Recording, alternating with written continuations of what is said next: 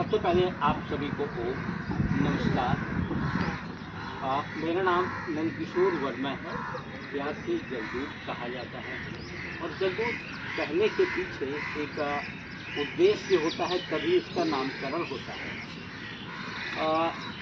जल जमीन जंगल के संरक्षण के लिए लगभग हमने 20,000 किलोमीटर की मोटरसाइकिल यात्राएं करते हुए 8 प्रदेशों में लगभग 2,000 से ज़्यादा नुक्कड़ सभाएँ की और 250 नदियों का हमने अध्ययन किया। इस अध्ययन के लिए Limca book of national record है इसका, और जिन नदियों का अध्ययन हमने किया उनका एक ग्रंथ लिखा हमने। 101 नदियों की कथाओं को, जैसे हमने, हमारी पुस्तक का नाम है अर्थश्री नदी कथाएँ, और उन नदी कथाओं को देश विदेश काफ़ी जगहों पर जा कर के हमने उनके बारे में बताया। नदी का कहाँ उद्गम हुआ है, कहाँ तक उनकी यात्रा चली है, किस नदी में मिली है या कौन सी नदी किस समुद्र में मिली। इनके पीछे एक उद्देश्य था, हम अपनी नदी को जानें। जैसे मुश्किल से 2-4 नदियों की कहानी आप सभी को पता होगी। गंगा की उत्पत्ति कहाँ हुई, गंगा यमुना की है, सरस्वती की है, लेकिन ज़्यादातर नदियों के बारे में हम लोगों को ज्ञान नहीं होता। एक तो ये।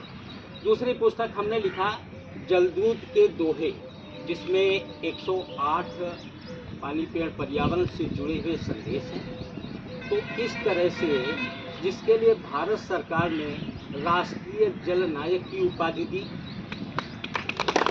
फिर नीति आयोग भारत सरकार ने राष्ट्रीय जल प्रहरी का सम्मान दिया, और वर्तमान समय में अब जिला गंगा समिति लखनऊ है, इसमें माननीय राजनाथ सिंह का मैं प्रतिनिधि हूँ।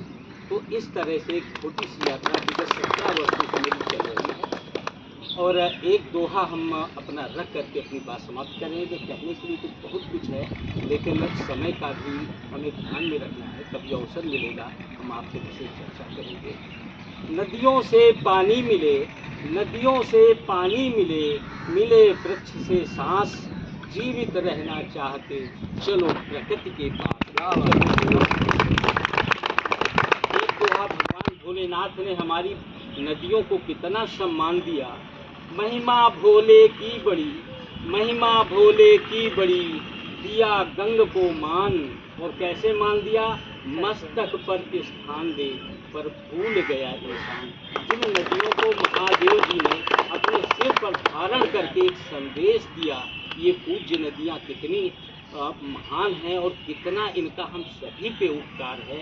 इन लखनऊ बचा या जितने भी शहर नगर बसे, वो नदी के किनारों पर ही बसे, क्योंकि ये जल का बहुत बड़ा साधन है, जल का ये भंडार है।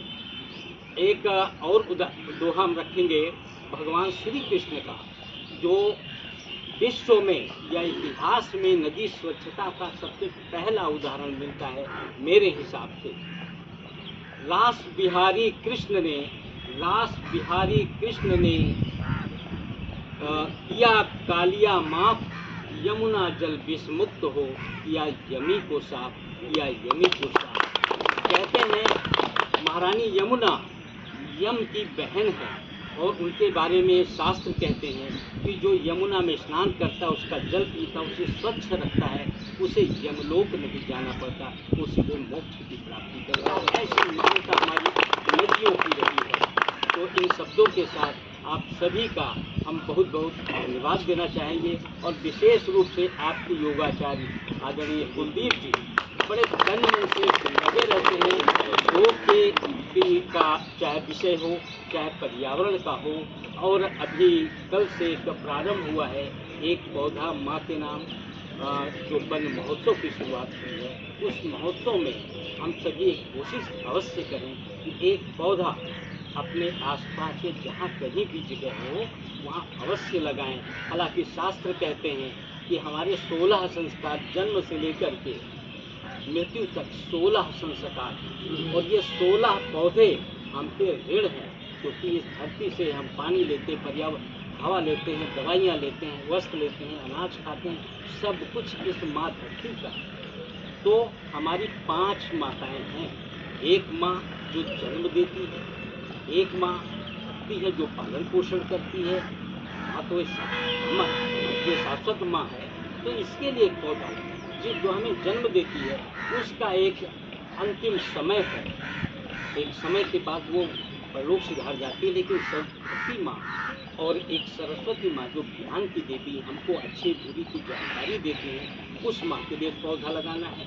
एक माँ गंगा, गंगा जो हमारी आस्था का केंद्र बिंदु है, एक माँ गंगा के लिए पेड़ वृक्ष लगाना है और एक माँ गोमती के लिए लगाना है। क्योंकि हम सब लखनऊ वासी माँ गोमती के ऋणी हैं, तो अपने ऋण जो धरती का ऋण है वो हमें चुकाते जाना है। तो कम से कम एक मेरा निवेदन है कि एक पौधा तो अवश्य ही लगाएं, क्योंकि एक पौधे हमारे बच्चों की धरोहर है। इस धरती के हम मालिक नहीं हैं, संरक्षक हैं। कभी किसी की थी, आज हमारी है।